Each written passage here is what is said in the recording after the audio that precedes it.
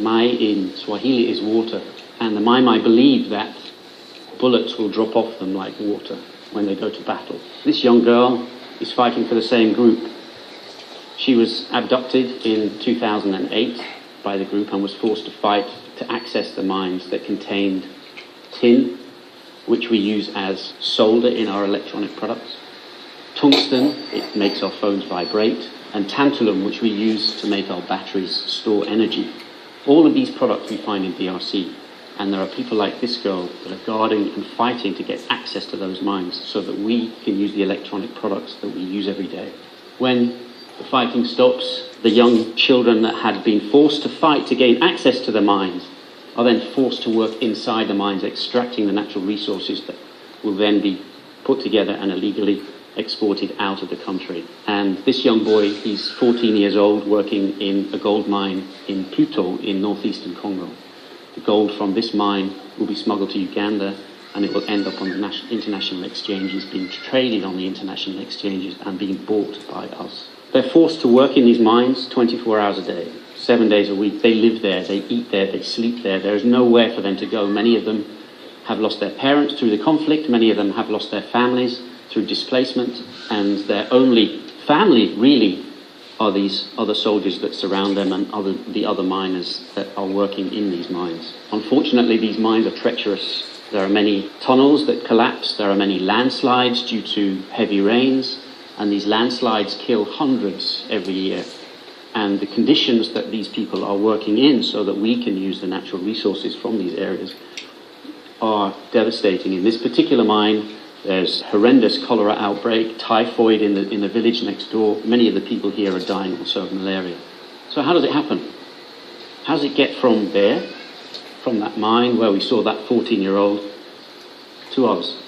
It leaves eastern Congo and gets smuggled across the border to Uganda and Rwanda and Burundi. It's then shipped to the east coast of Africa and gets put on transport vessels. Those transport vessels then take it to smelting companies in mostly Asia. There, these natural resources are then processed. They're processed into the raw materials that we use in our electronic products. They then end up in computers, they end up in tablets, and they get shipped to us, and we buy them. The impact of this devastating conflict that has killed over 5.5 million people in 10 years is the huge displacement of population. 2 million people are currently displaced in eastern Congo. When the fighting comes to the towns that they live in, the towns that are surrounded by the mines, fighting continues and the people flee. They flee with whatever they can carry on their heads, they flee with whatever they can give their children to carry, and the whole family disappears, sometimes walking many hundreds of kilometers to safety. When they get to safety, they try to find accommodation and build homes to shelter their family from the harsh sun and from the horrific rains.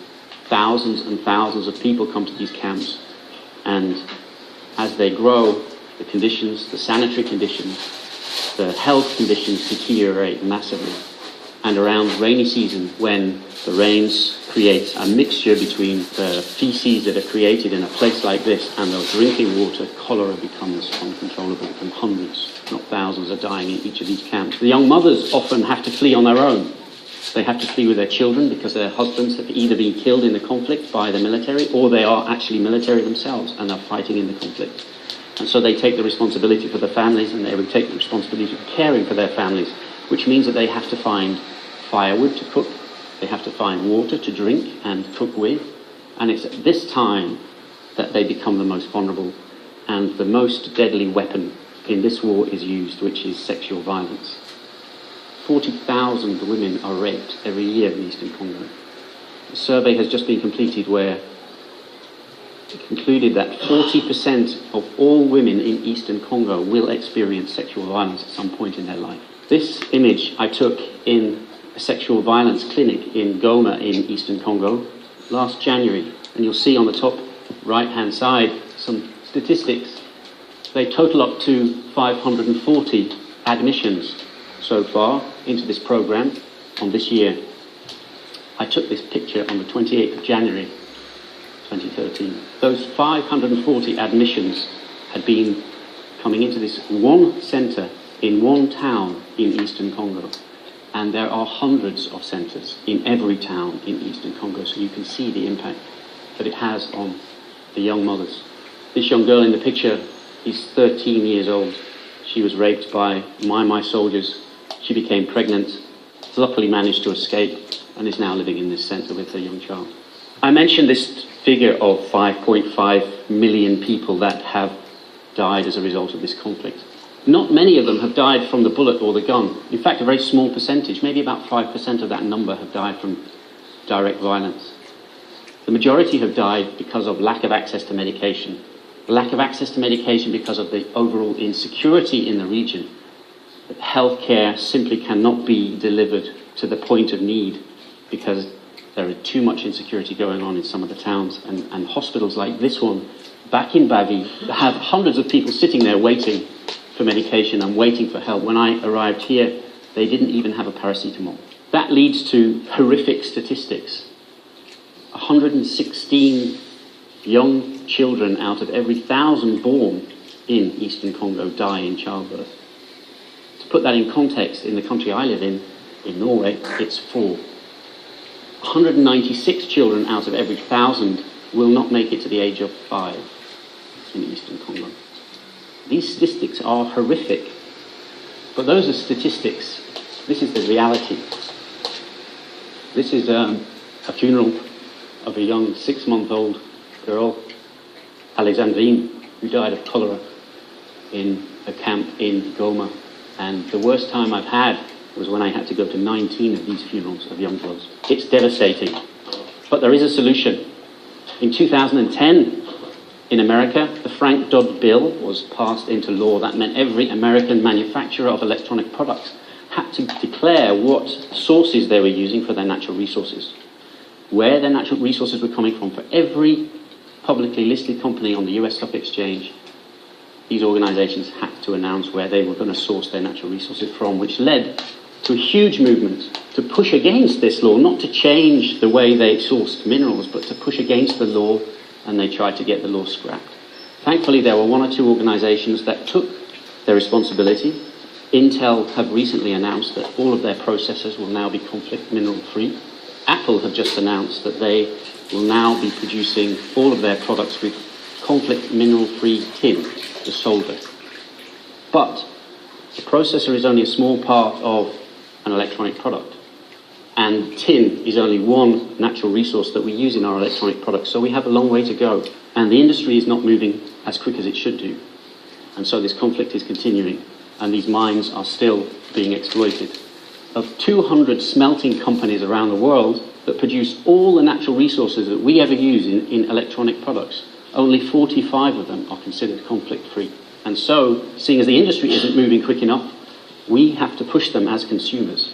We have to make these people hear your voices every time you buy an iPhone, or every time you buy a tablet, every time you buy a smartphone, every time you buy a new camera. You work out whether these companies are doing the right thing. And you can go to, there's a website called raisehopeforcongo.org, and you can see the list of the electronics companies that you all use and buy products from, and you can see how well they are engaging in trying to change natural resource sourcing for their products. No one is saying don't buy these products. I am probably the worst user of natural resources from conflict zones in this room. But what I'm trying to say is be aware and push for change. Make sure that you engage with these manufacturers, engage with these electronics companies, and you can also do that on this website, raisehopeforcongo.org, and you can email Hitachi, you can email Apple, you can email Intel, you can email Nikon, and tell them that you are upset about the rate of change. I would like, as a consumer, to use only conflict mineral-free products. But right now, there is no conflict mineral-free product in mass production.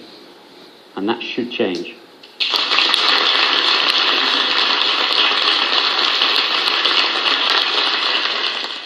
Voilà.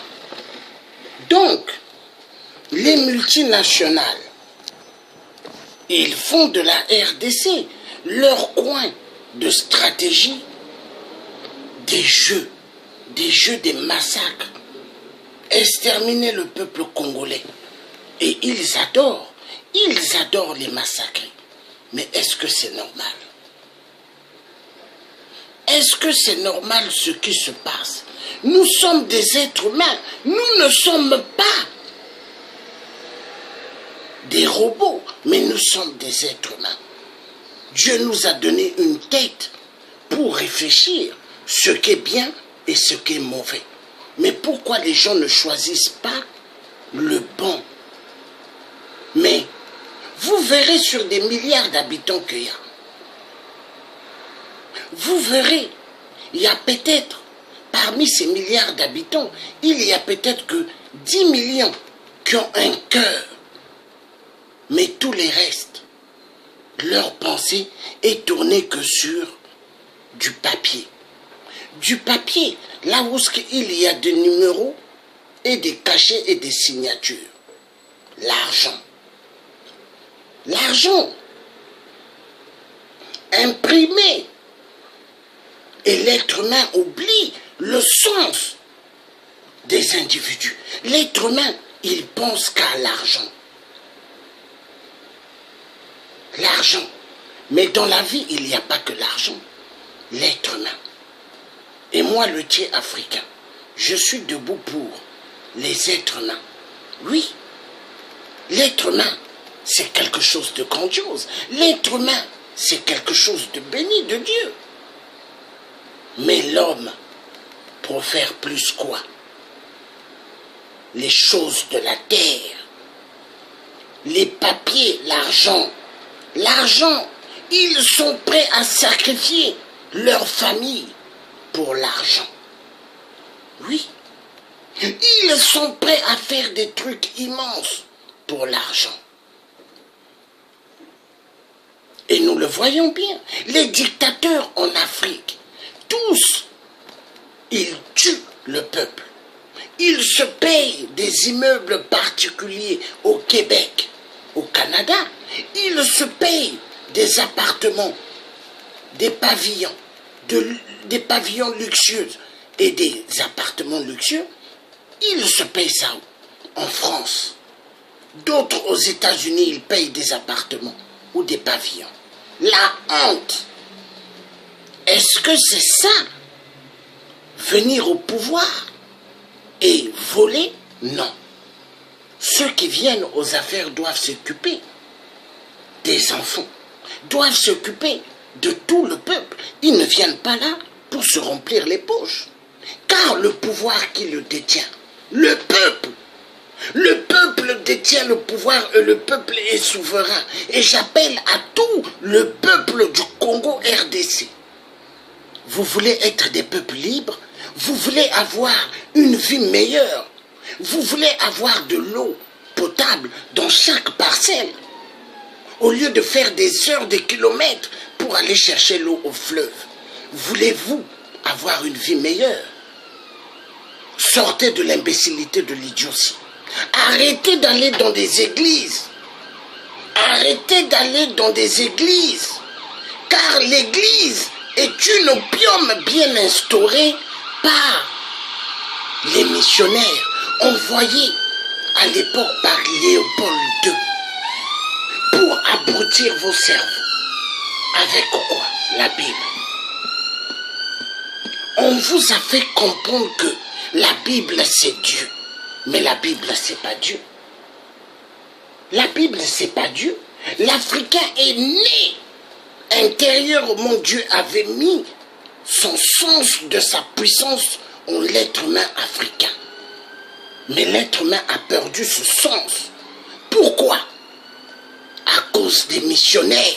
Les missionnaires qui parlaient de la Sainte Vierge Marie blanche, qui parlaient de Jésus-Christ aux yeux bleus, grandement faux. La Sainte Vierge Marie, c'est la Sainte Vierge Marie noire, la vraie. Et dont les papes anciens et le pape nouveau, ils s'agenouillent devant l'image de la Sainte Vierge Marie noire et non la Sainte Vierge Marie blanche. Donc vous devez comprendre que arrêtez de suivre les faux pasteurs dans des églisettes en RDC. Tous debout. La révolution. La révolution doit être pour tous citoyens, hommes, femmes, enfants, tous debout. Oui, vous devrez être debout. Car seule que la détermination fera de vous des peuples libres. Mais sortez de l'imbécilité. La Bible n'est pas Dieu. La Bible, c'est pas Dieu. Revenez en arrière, l'arrière de vos ancêtres, l'arrière de la connaissance. Allez dans des écoles africaines, allez dans des écoles africaines pour qu'on vous enseigne le bantou, pour qu'on vous enseigne les ancêtres. Et nous redemandons aux pays occidentaux, 666, de restituer toutes les statuettes volées à l'époque des missionnaires. De restituer ces statuettes à l'Afrique. Ce sont les statuettes de nos arrière-grands-parents. Oui, Léopold II avait dit, prenez tous leurs fétiches, allez remplir vos musées. Léopold II, le seigneur de Lucifer. Et il a fait un travail immensement efficace. Et ce travail, est-ce qu'il était arrêté? Ça continue jusqu'aujourd'hui. Voilà pourquoi en RDC, on massacre, on tue, on viole. Et ils se disent qu'ils ont le droit. Mais moi je dis non. Nous allons suivre cette jeune fille.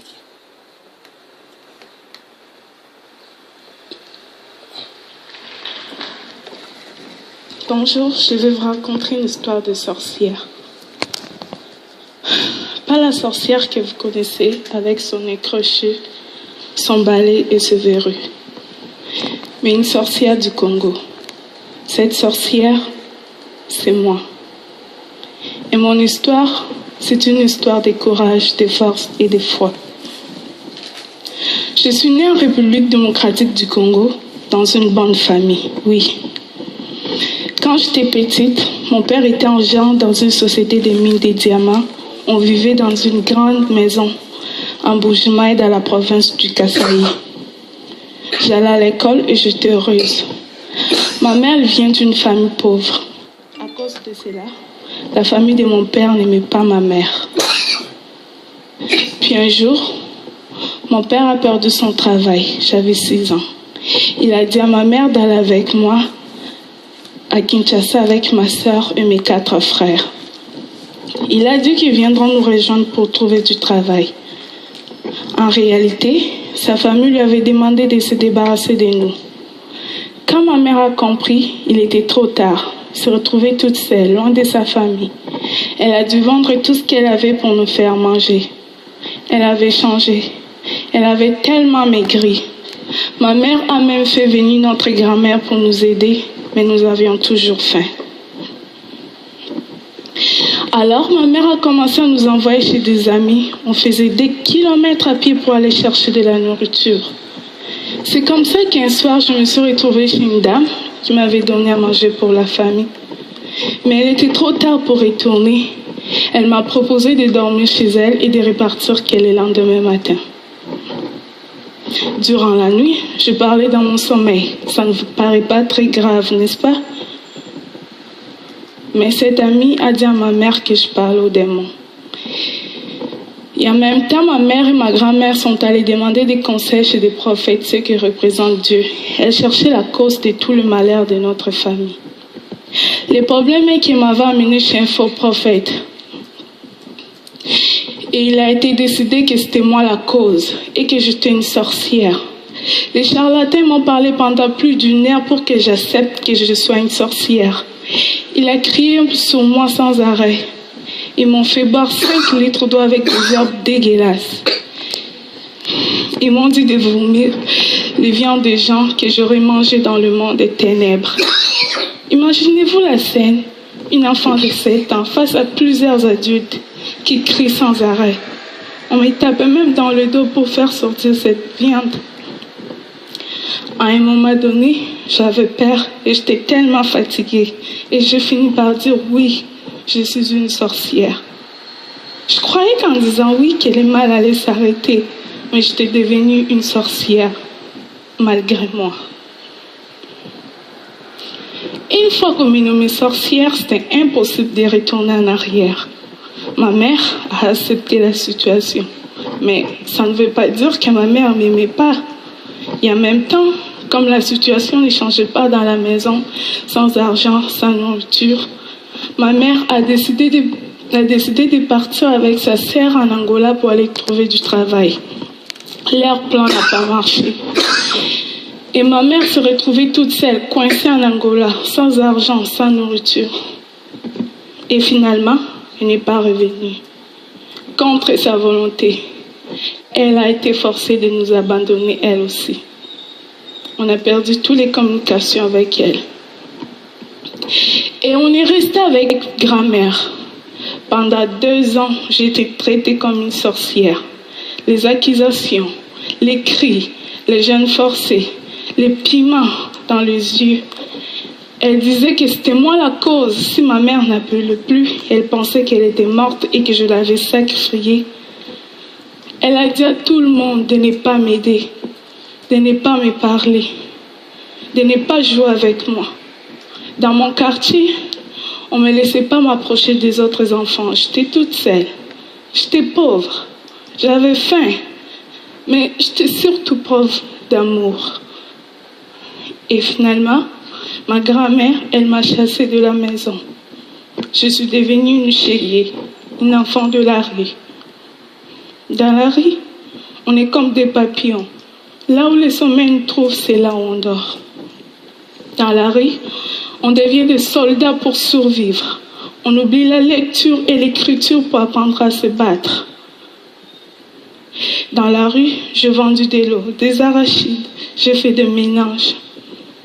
Mais à chaque fois que je voyais les autres enfants aller à l'école, je me rappelais des jours où j'étais heureuse. Je pleurais. Je me demandais si un jour je pourrais sortir de la rue. Puis un jour, ma chance a tourné. J'ai participé dans un documentaire Kinshasa Kids. On m'a payé et j'ai tout de suite voulu donner cet argent à ma famille.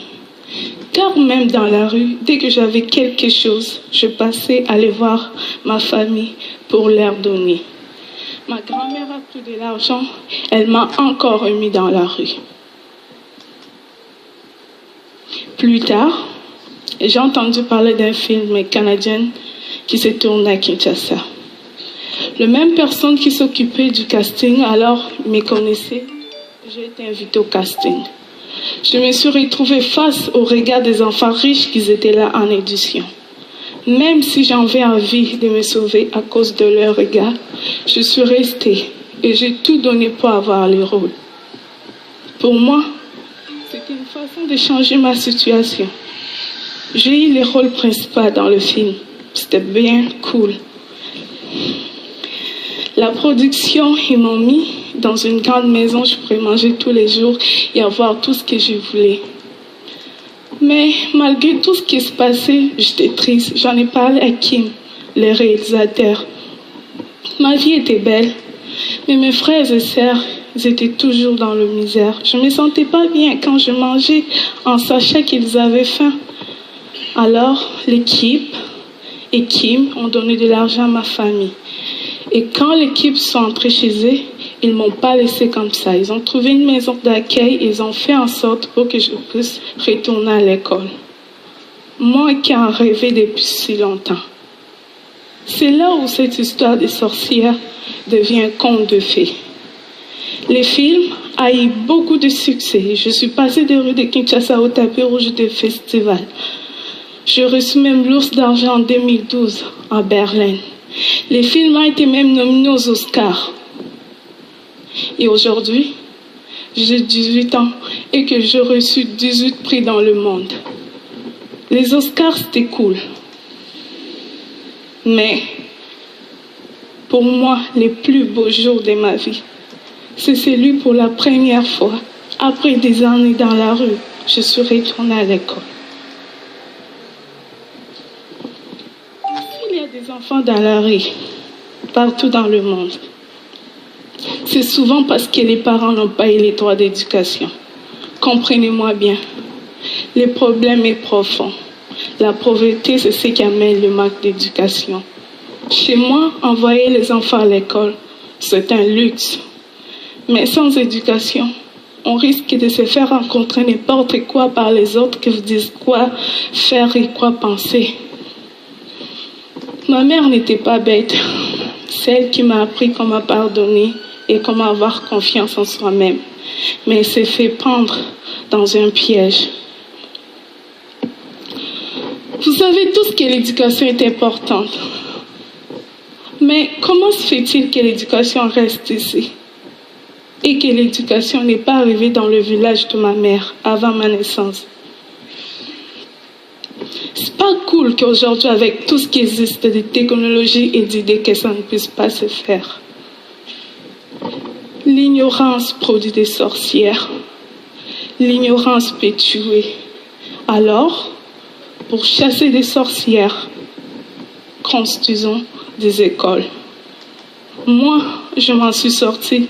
C'est parce que j'ai eu beaucoup de chance et de courage.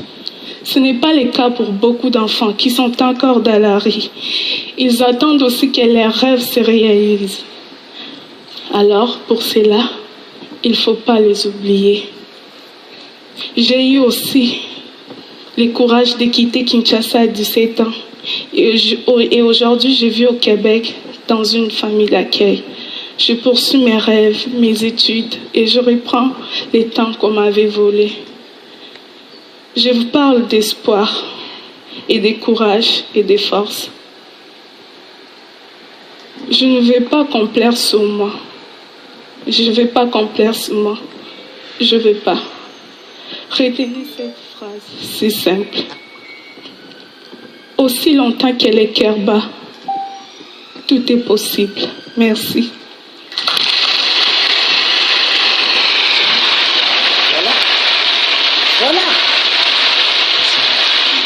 Voilà. Donc je dirais ceci au président Emmanuel Macron. C'est bien d'avoir reçu Paul Kagame, le tueur des tueurs du peuple congolais. C'est bien d'avoir reçu Paul Kagame, qui envoyait des hommes à Sassou pour exterminer les Congolais au Poul, au Congo-Brazzaville. C'est bien d'avoir reçu Paul Kagame, le tueur des tueurs, à l'Élysée. Mais, monsieur Emmanuel Macron, vous avez sali votre carrière parce que Paul Kagame a envoyé pas mal des hommes cagoulés de visage qui ont violé des jeunes filles au Gabon, qui ont pris des machettes et ont tué des enfants et ont tué des parents. Êtes-vous responsable? Vous avez oublié, monsieur Emmanuel Macron, ce qui vous intéresse. Vu que vous étiez un ancien comptable, vous travaillez dans le domaine de la finance, il n'y a que l'argent, le fric qui vous intéresse. L'être humain, pas d'importance, mais le fric vous intéresse. Monsieur le Président, c'est une honte. Êtes-vous humaniste? Êtes-vous un perlimpinpin? Monsieur Emmanuel Macron, êtes-vous un humaniste ou êtes-vous un perlimpinpin? Je dirais ceci, vous êtes un perlimpinpin. Oui. Vous vous moquez du peuple français. Vous vous moquez également de tout le peuple africain. Vous ricanez, monsieur Emmanuel Macron, des massacres en RDC. Ça vous fait plaisir. Ainsi que Donald Trump des États-Unis, qui avait dit pendant les campagnes électorales, quand je serai président, je mettrai fin aux dictateurs qui sont en Afrique. A-t-il mis fin aux dictateurs? Non. Tous ils sont pareils, c'est le fric. Emmanuel Macron, président de la France, mais pas élu par le peuple français, mais placé par le système mondial et boursier. Les grands économistes de ce monde, c'est eux qui ont placé Emmanuel Macron. Oui. Et aujourd'hui, qu'est-ce qui se passe? Carnage immense. en Afrique. Et qu'est-ce qui se passe? Chômage sur chômage en France. Mais les ministres, les présidents, le président en France et le Premier ministre et ministre des Affaires étrangères, ainsi que les députés de l'Assemblée nationale, députés du Sénat, ils ont une super belle vie. Une vie au top des tops. Mais le peuple français, tous souffrent. Ah oui. Il y a des retraités, ils ne gagnent même pas 900, 600, 500. D'autres 800, d'autres 900. Mais ils n'arrivent pas à finir le mois. Mais Emmanuel Macron et toute sa clique ont une super belle vie parce que les dictateurs comme Sassou 8% donnent des mallettes d'argent, donnent des valises d'argent. Mais est-ce que ces dirigeants-là sont vraiment venus pour nous? Non, je ne pense pas. Le peuple français, averti de toute situation catastrophique en France, sont des observateurs, mais ils sont en colère, car le peuple français sont en train d'aller tout doucement, tout doucement. Mais tout doucement, ça veut dire quoi? Il y aura la révolution, pire que les années 68, et ça va venir, hein. Ça va arriver, parce que nous vivons une heure terrible en France, et aux États-Unis, hein, il y a pas mal qui ont perdu leur maison, qui ont perdu leur bien à cause de la crise. Mais qui a amené cette crise? Qui a instauré cette crise? Les multinationales, avec la complicité de chaque dirigeant. Parce que pour eux, il fallait avoir le contrôle par rapport à leur système Illuminati et franc-maçonnerie de merde qui leur a donné la possibilité d'instaurer en marche la mondialisation. Oui, la mondialisation n'est qu'un plan machiavélique. Exploitation des enfants dans les mines, du coltan et du tantal et du cobalt. Ça se passe en RDC. Exploitation des restes des enfants dans le monde. Partout nous voyons, il y a l'exploitation des enfants. Nous sommes dirigés par des malades, des psychopathes, des mythomanes, qui méritent d'être placés dans des hôpitaux psychiatriques. Oui. Oui, mais tous ceux qui disent la vérité, parce qu'en France, ils ont une sale politique. Quand les gens disent la vérité, ils cherchent à les mettre à l'hôpital psychiatrique. Mais non, arrêtez, arrêtez. Les gens ont le droit de dire la vérité de ce qui se passe. Parce que vous êtes des criminels. Vous ne respectez pas la vie. Vous ne respectez pas le sens de l'être humain. Oui, monsieur Emmanuel Macron, c'est bien beau d'avoir reçu Paul Kagame. C'est bien beau d'avoir reçu le terroriste qui a fait péter l'avion DC-10 UTA. Sassou Nguesso. La bombe était placée depuis au Congo-Brazzaville. Oui, monsieur 8%. Oui, oui, monsieur Emmanuel Macron. Vous avez reçu Sassou. Vous avez reçu Paul Kagame et Sassou. Mais monsieur Emmanuel Macron, aimez-vous le peuple africain? Aimez-vous ce peuple dont vous êtes allé faire des discours au Sénégal, dont vous êtes allé faire des discours au Burkina Faso, mais des faux discours mensongers? Oui. L'avenir appartient à la jeunesse. Mais moi, je dirais ce que vous avez eu à dire aux jeunes africains sont que des mensonges. L'avenir appartient à la barbarie. Oui. Car la France instaure chaque barbarie en Afrique pour exterminer le peuple noir. Mais jusqu'à quand? Ayez un peu de l'estime. Ayez un peu de l'estime. L'être humain, quelque chose de grandiose. Mais est-ce que vous respectez l'être humain?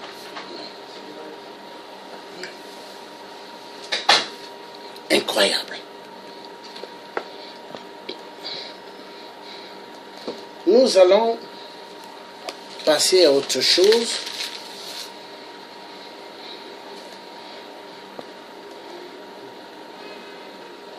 Nous sommes guidés par des malades, des psychopathes. Oui. Oui. Des gens qui n'ont pas de sens. Ils n'ont pas de sens. Ils ont oublié la réalité des choses dans la vie. Ils ont oublié. Nous avons affaire à des malades, mais qui exploitent et tuent des millions de gens. C'est triste. Les Congolais souffrent. Les Congolais traversent des moments critiques. Les Congolais souffrent. Jusqu'à quand? Jusqu'à quand? Je dis non. Soyons tous debout pour dire stop à un monde machiavélique. Oui, les êtres humains tous devront être debout. Oui, car ceux qui ne seront pas debout pour le monde machiavélique, vous allez disparaître.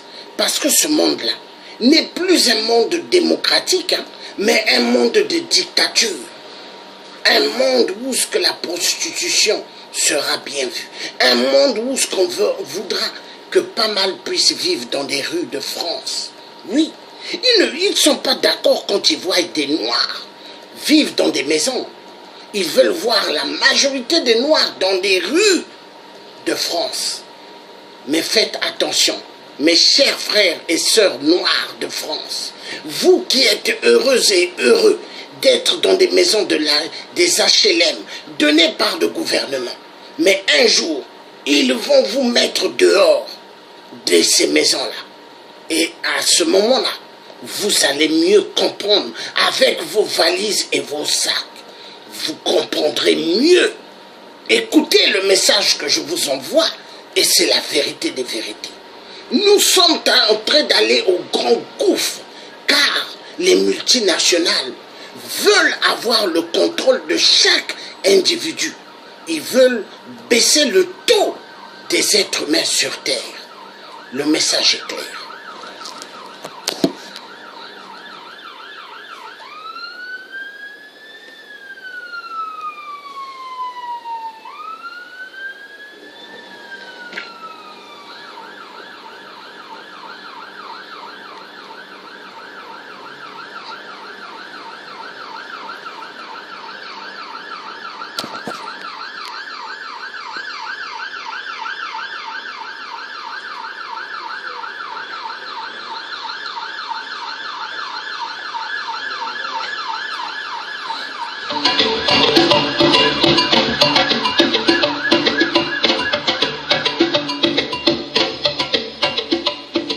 Electronic devices like cell phones, laptops, and gaming consoles have impacted the ways millions of people around the world communicate and connect with one another. While innovations in electronics have contributed greatly to modern life, we'd like to remind the electronics industry that manufacturing their products has helped to fuel one of the world's bloodiest conflicts. Electronics requires specific mineral inputs such as tin, tungsten, and tantalum, also known as the 3 Ts.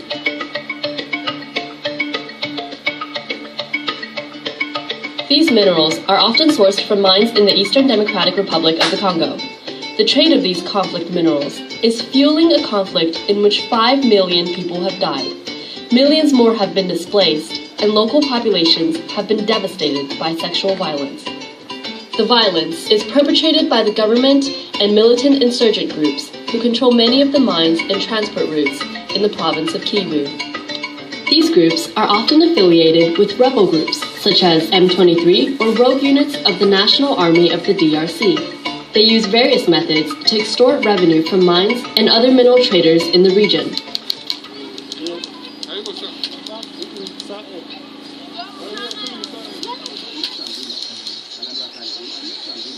In the Democratic Republic of Congo, around 3 million people have been forced out of their homes. Some live with host families, some in camps, while others hide in the bush. Many of the displaced have dropped out of sight and are thus deprived of state-provided services and humanitarian aid. Augustin fled with his wife and 7 children and came to Walikale in North Kivu. We were forced to carry each other on our backs like safari ants. The eldest carry the little ones. I carry one, their mother carries the other. The pace isn't the same. That's how I got here.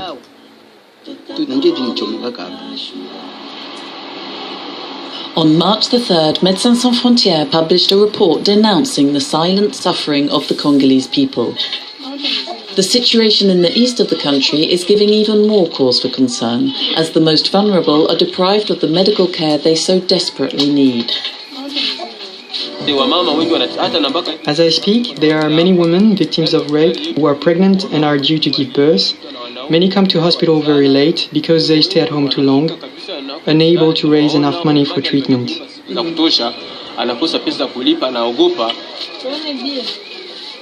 MSF's report features medical data and patient and health worker stories assembled during its many years in the region. The organisation has called for immediate action to put an end to the suffering of the Congolese people.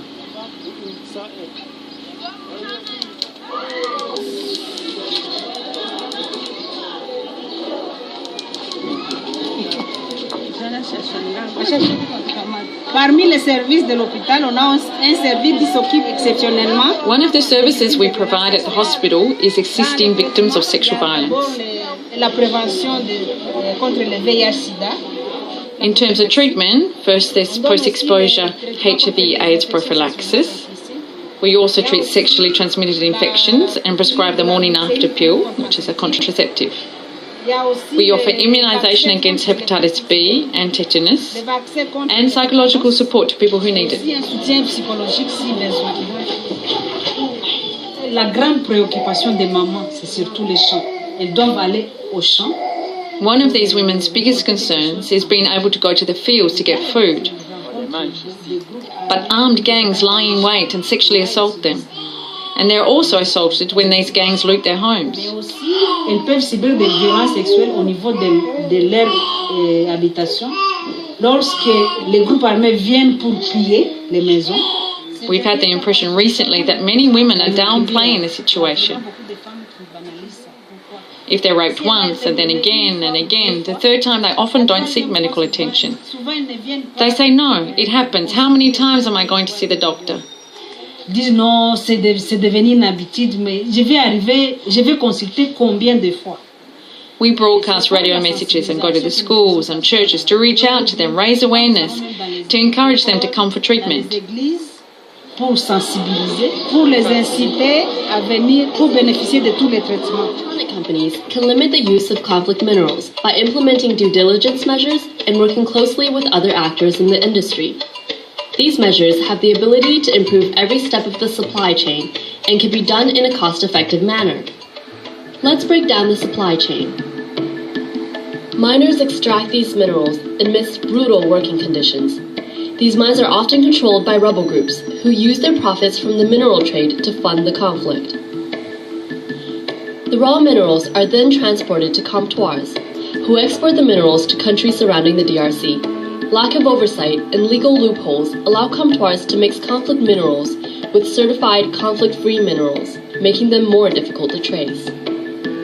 Transit countries, like Rwanda and Uganda, that border the DRC, import the raw minerals before exporting them abroad for further processing. This makes it harder to trace the mineral's origin. Overseas smelters and refineries receive the raw minerals from the transit countries. Identifying these minerals' origins becomes impossible after they are processed in these factories. Finally, electronics companies purchase these refined minerals and manufacture them into components for consumer electronics. Outside the DRC, the U.S. has attempted to stem the flow of conflict minerals through the Dodd-Frank Act, which requires that companies determine and report whether or not they source the 3Ts from conflict areas. In the private sector, certification schemes have been set up to track conflict-free practices. Groups like EICC, GESI, and ITRI have provided detailed recommendations for avoiding conflict minerals through these schemes, via supply chains tracing and tagging minerals from the source. Companies like Intel and Nokia have provided due diligence models for others to emulate in an attempt to limit the use of conflict minerals. Companies can verify that their minerals are conflict-free across all points of the supply chain by enrolling in certification schemes and using these resources. The security situation in the DRC evolves rapidly. legitimate operations can be quickly taken over by armed groups. Due diligence requires constant observation of the situation on the ground, adapting your supply routes, and working with your partners in the industry in order to be effective. We have provided resources your company can use to develop its own due diligence practices, including the EICC and GESI's list of conflict-free smelters, the ITRI's tin tagging program, the OECD due diligence guide, the specific terms of the Dodd-Frank Act, and the UN Security Council's report on rebel activity in the Eastern DRC. You can also use up-to-date information about the supply chain to develop an integrated way to ship minerals directly from the non-conflict mines to ports to smelters in order to bypass the smugglers and comptoirs. In addition to reducing shipping costs, better transport infrastructure can prevent conflict minerals from being introduced to the supply. Ensure future demand for non-conflict minerals with futures contracts, locking in purchases of non-conflict minerals over a certain number of years at fixed prices. This guarantees legitimate mining companies future revenues and allows smelters a steady stream of non-conflict minerals. Once all of this is implemented, publish the results of your due diligence practices to allow your consumers to make more informed decisions. As the last and most powerful link in the supply chain, you have the power to demand conflict-free minerals from all your upstream suppliers. Your company can help stop the violence in the DRC and end the trade of conflict minerals.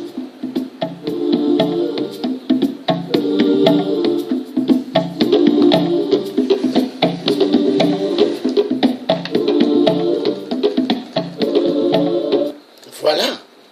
Donc, nous avons bien suivi ce qui a été dit. En RDC, l'exploitation totale des enfants. Mais ça fait immensement mal. Est-ce que ils ont quand même pensé que c'est des êtres humains qui vivent dans ces endroits?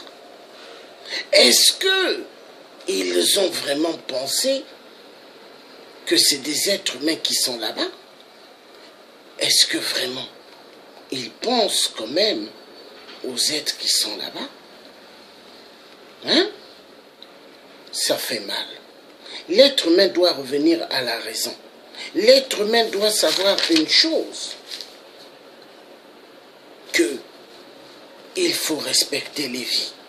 La vie, on doit la respecter. La vie, on doit la respecter. C'est important. C'est important que l'être humain puisse comprendre qu'il y a des humains qui sont martyrisés pour le bien des autres. Oui, pour que l'Europe ait toute la technologie, pour que les États-Unis aient toute la technologie. Ça fait mal. N'oublions pas ceux qui sont en train de souffrir éperdument en RDC. N'oubliez pas ceux qui souffrent et ne dites pas, c'est pas mon affaire. Quoi? Parce que vous avez une assiette remplie de semoule. Vous avez une assiette remplie de bonnes choses. Mais n'oubliez pas ceux qui sont torturés en RDC, ceux qui sont torturés au Poul, au Congo-Brazzaville, ceux qui sont torturés au Gabon et dans toute l'Afrique. Pensez-y. Ne pensez pas qu'à vous. Ne soyez pas des égoïsmes comme les faux opposants qui se baladent un peu partout dans le monde. Des faux opposants africains qui cherchent à devenir des petits préfets et marionnettes de la communauté internationale 666 de merde. Ayez quand même de la compassion et un cœur. Soyez quand même humanistes. Ne soyez pas des gens de mauvaises graines. Ne soyez pas des gens qui ne pensent qu'à eux-mêmes. Non. Pensez aux autres. Pensez aux autres. Et je dirais ceci. Ceux qui m'injurent avec des faux profils dans YouTube, montrez vos visages. Envoyez-moi vos numéros. Donnez-moi rendez-vous. On se retrouve dans une salle. Et on verra qui sortira debout. Les enfoirés de merde.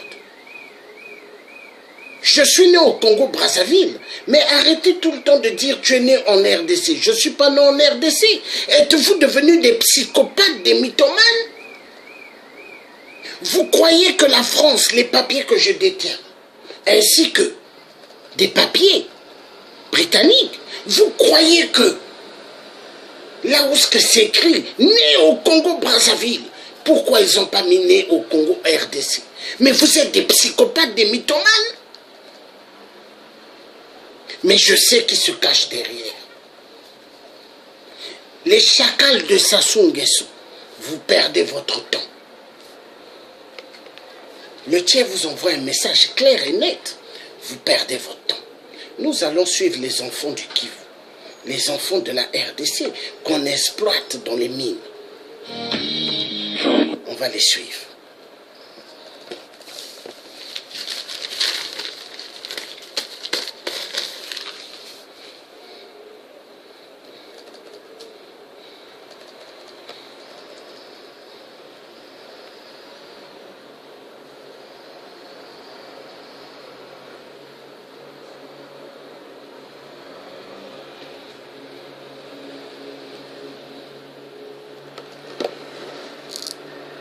It's in your smartphone. It's an essential component of batteries in electric cars.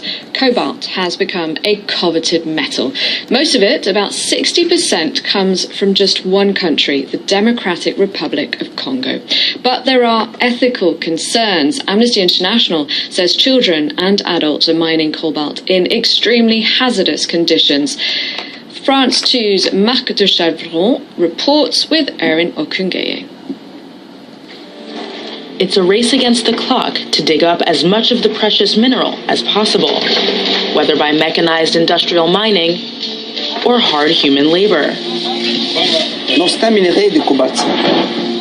Cobalt is one of the world's most coveted resources. Its value has nearly tripled over the past year. But who is benefiting from these rising prices? The answers may be found in the Democratic Republic of the Congo, which produces 60% of the world's cobalt. It's a source of great wealth for some. For others, cobalt rhymes with a growing black market, corruption, and worker exploitation. This is one of the biggest mines in eastern Congo. A 40 meters deep open pit, and the result of just 1 year of excavations. No need to be an expert to understand the work we're doing here. Do you see the black strip over there? That's the ore, the cobalt mineralization. Global demand for cobalt has skyrocketed. It is an essential component of new generations of batteries for smartphones and especially electric cars. Last year, people were already speculating on the automobile industry and new technologies, especially electric cars. We expected it, but maybe not at this scale. Industrial groups are the first to benefit from this boom. Prices are soaring, and no one wants to miss out on their share of the profits. Yeah, well, it's growing. We are producing now 5,000 tons per year, and we are going to expand to 21,000 tons per year. There are the producers, and then there are those tasked with buying the raw material, seen here in this processing plant. Most of it is headed to one destination in particular. On cobalt, it has been selling mostly to China, because China have the refining capacity to refine it and make into batteries. The metal is exported as a fine green powder. 90% of the cobalt that's extracted here in the Democratic Republic of Congo is exported to China. It's either extracted by Chinese companies directly or bought, as you'll see, in rather opaque circumstances. Cobalt is a material of utmost strategic importance. Chinese companies are present all over eastern Congo, willing to go to great lengths to obtain the precious mineral, including makeshift mines, like this one. These mines have proliferated over the past few years, and access to them is strictly monitored. We managed to discreetly visit one such mine. Here, a Chinese buyer supervises workers as they load bags of the mineral. Meanwhile, at the heart of the mine, so-called diggers are at work.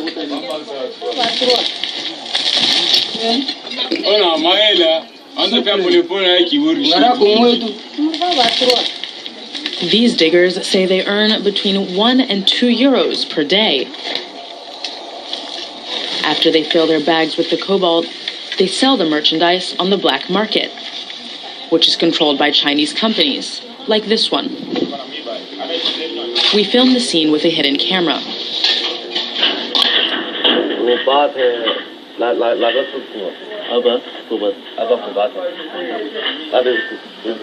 The trader shows us a board where the prices of raw materials are displayed. A quarter of the cobalt extracted in the Congo is sold through the black market, a colossal business. A Congolese employee of the biggest Chinese company in the country confirmed the scale of the clandestine market. Here, no matter the quality or the amount of cobalt, they'll buy it. The black market works very well. It's well organized, you'll see. The business appears to be under the active protection of the Congolese government. The Presidential Guard, an elite force which answers directly to President Joseph Kabila, are posted at the headquarters of this Chinese company. According to the diggers we met, it's a protection that also extends to the shady ramifications of the cobalt business. C'est GIR, les gardes présidentiels de notre Congo, et qui gardent les Chinois là-bas au dépôt. Ils sont ensemble? Oui, ils sont ensemble. C'est les Chinois qui font la loi parce qu'il a trouvé notre pays qui est foutu. Ubebe tena na momakuta unakata porque hautasema ukiseme wanakupika.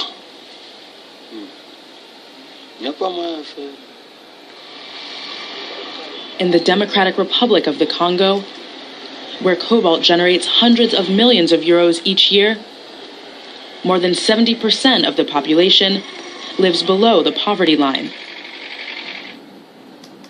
For more on this, I'm now joined by Adama Gaye. He's the author of China, Africa, the Dragon and the Ostrich. Hello, thank you very much indeed for your time. Now, how long has China been reaping the benefits of cobalt in the Democratic Republic of Congo? Look, China has been looking for natural resources, including cobalt, coltan, copper, and other mineral resources for as long as it has started becoming really this growing economic power since the early 1990s.